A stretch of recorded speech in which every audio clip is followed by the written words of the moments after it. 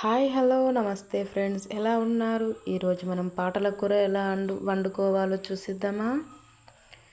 ముందుగా ఒక చిన్న గిన్నె పెట్టుకొని దాంట్లో కొద్దిగా ఆయిల్ వేసుకొని కొంచెం జీలకర్ర, ఆవాలు, మిరిపిత్తులు, ఉల్లిగడ్డలు వేసి బాగా వేగిన తర్వాత కొద్దిగా పసుపు వేసుకోవాలి. ఇలా వేగిన తర్వాత ఒక చెంబుడు వాటర్ పోసుకోవాలి.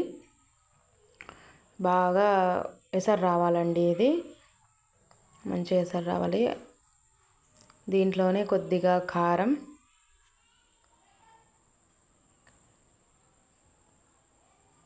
ఒక టీ స్పూన్నర వేస్తున్నాను. ఒక టీ స్పూన్నర ఉప్పు వేస్తున్నాను. ఇది బాగా ఎసరు రావాలి.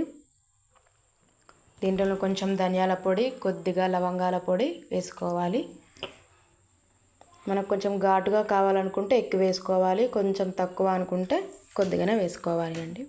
దీన్ని బిళ్ళల కూర అని కూడా అంటారండి. చాలామందికి చేయరాదు అంటారు. ఏమీ లేదండి, చాలా సింపుల్, ఈజీగానే చేసుకోవచ్చు. ఈ విధంగా ఎసరు వచ్చింది కదా, దీంట్లోనే శనగపిండి వేసుకొని బాగా ఉండలు లేకుండా బాగా కలుపుకోవాలండి.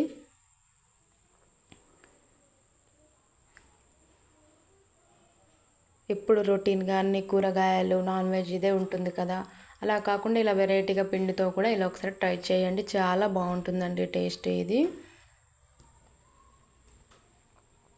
ఈ విధంగా ఉండలు లేకుండా బాగా కలుపుకోవాలి.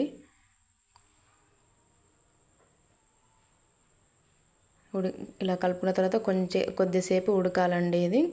అప్పటి వరకు ఒక ప్లేట్ పైన ఆయిల్ వేసుకొని ఇలా మొత్తం స్ప్రెడ్ చేయాలి. ఎందుకంటే బిళ్ళలుగా రావాలా అంటారు కదా, బిళ్ళల కూర అంటారు కదా, అందుకోసం. ఇలా ఉడికిన తర్వాత వేడిగా ఉన్నప్పుడే ఇలా ఆ ప్లేట్ పైన వేసేయాలి. ఇప్పుడు ఆయిల్ రాసి పెట్టుకున్నాం కదా, దానిపైన వేసేసి బాగా కొన్ని వాటర్ పెట్టుకుంటే ఇట్లా వేడిగా ఉన్నప్పుడే దాన్ని అంతా సమానంగా మంచిగా నీట్గా చేసుకోవాలి.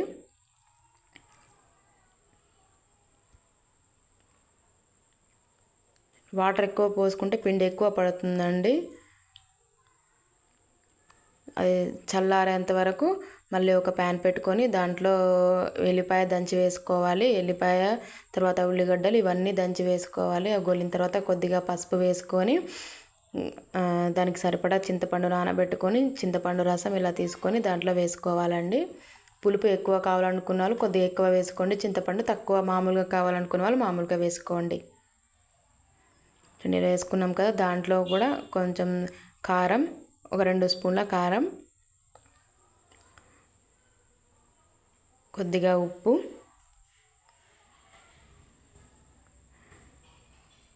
కొద్దిగా కళ్యామాకు వేసుకోవాలి. అది బాగా ఎసరు రావాలి. ఎసరు వచ్చిన తర్వాత ఇది ఆరింది కదా, ఆరిన తర్వాత ఇలా బిళ్ళలుగా కట్ చేసుకోవాలి ఒక చాక్తో. చూడండి ఈ విధంగా వస్తుందో, చూడండి ఈ విధంగా వచ్చింది కదా.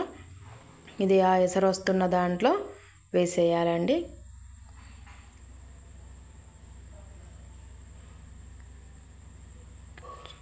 చూడే విధంగా ఎసరు వస్తుంది కదా, దీంట్లో వేసేయాలన్నమాట.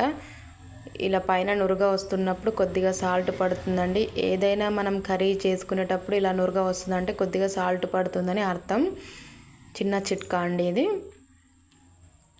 ఎంతో టేస్టీగా ఉంటుందండి ఈ పాటల కూర అనేది. మీరు కూడా ఒకసారి ట్రై చేయండి, చాలా బాగుంటుంది.